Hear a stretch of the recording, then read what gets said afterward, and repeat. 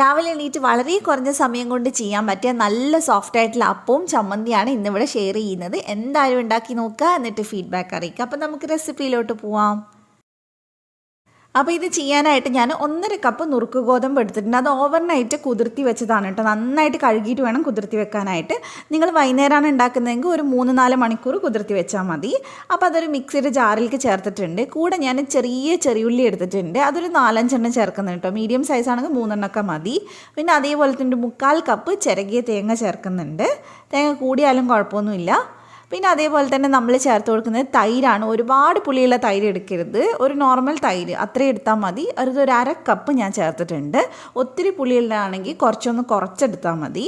പിന്നെ ഒരു 1/2 ടീസ്പൂണോളം ചെറിയ ജീരകം, 1 ടേബിൾ സ്പൂൺ പഞ്ചസാരയും കൂടെ ചേർക്കുന്നുണ്ട്. പിന്നെ നമുക്ക് ആവശ്യത്തിനുള്ള ഉപ്പ് ചേർത്ത് കൊടുക്കാം. പഞ്ചസാര മധുരം ഇഷ്ടമില്ലാത്തവരാണെങ്കിൽ സ്കിപ്പ് ചെയ്തോളൂ, കുഴപ്പമൊന്നുമില്ല. ഉണ്ടെങ്കിൽ കുറച്ചുകൂടെ നല്ലതായിരിക്കും.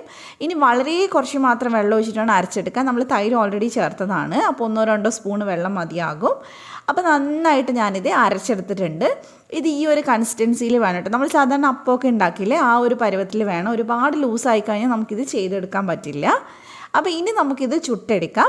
അപ്പോൾ ചുട്ടെടുക്കുന്നതിന് തൊട്ട് മുമ്പായിട്ട് നമ്മൾ ഇതിനകത്തോട്ട് ചേർത്ത് കൊടുക്കുന്നത് ബേക്കിംഗ് സോഡയാണ്. നല്ല ഹോൾസൊക്കെ വന്ന് സോഫ്റ്റ് ആവാൻ വേണ്ടിയിട്ടാണ്. അതൊരു 1/4 ടീസ്പൂൺ ചേർത്തിട്ടുണ്ട്. എന്നിട്ട് നന്നായിട്ട് മിക്സ് ചെയ്തെടുക്കുക. അഥവാ നിങ്ങൾക്ക് ബേക്കിംഗ് സോഡ ചേർക്കേണ്ടെന്നാണെങ്കിൽ ഒരു 4-5 മണിക്കൂർ ഇത് റെസ്റ്റ് ചെയ്യാൻ വെച്ചാൽ മതി. അപ്പോൾ ഇതേപോലെ തന്നെ നമുക്ക് കിട്ടും. പെട്ടെന്ന് ഉണ്ടാക്കാനാണെങ്കിൽ മാത്രം ഇത് ചേർത്താൽ മതി കേട്ടോ. അപ്പോൾ നന്നായിട്ട് മിക്സ് ചെയ്ത് നമുക്കിനി ഇത് ചെയ്ത് തുടങ്ങാം. അപ്പോൾ ഉണ്ടാക്കാനായിട്ട് ഞാനിവിടെ ഇരുമ്പിൻ്റെ ദോശത്തവ എടുത്തിട്ടുണ്ട്. അതിലേക്ക് നമുക്ക് കുറച്ച് വെളിച്ചെണ്ണ ആക്കി കൊടുക്കാം. അത്യാവശ്യം നല്ല ചൂടുള്ളപ്പം വേണം നമ്മൾ ദോശയുടെ ബാറ്റർ ഒഴിച്ചു കൊടുക്കാനായിട്ട്. അപ്പോൾ ഞാൻ 2 തവി എടുത്തിട്ടുണ്ട്.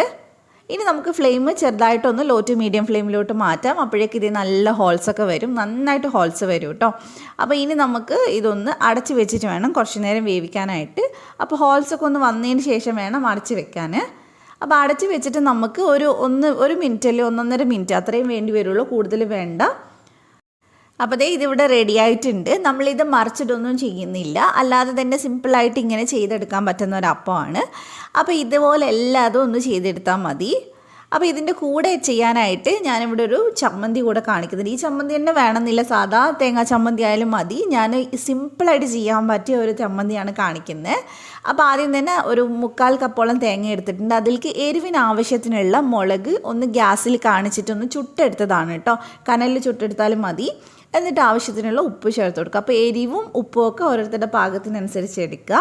പിന്നെ ഇതിലേക്ക് 1-2 സ്പൂണ് വെള്ളം ഒഴിച്ചിട്ട് ഇതൊന്ന് അരച്ചെടുക്കുക. ഒരുപാട് ലൂസായിട്ട് ഈ തേങ്ങ അരക്കരുത്, കുറച്ചൊന്ന് കട്ടിക്ക് വേണം അരച്ചെടുക്കുക. അത് ഈ ഒരു പരുവത്തിൽ, അപ്പോഴാണ് ചമ്മന്തി നല്ല ടേസ്റ്റ് ഉണ്ടാവുക. ഇതിൻ്റെ കൂടെ നല്ല കോമ്പിനേഷനാണ്.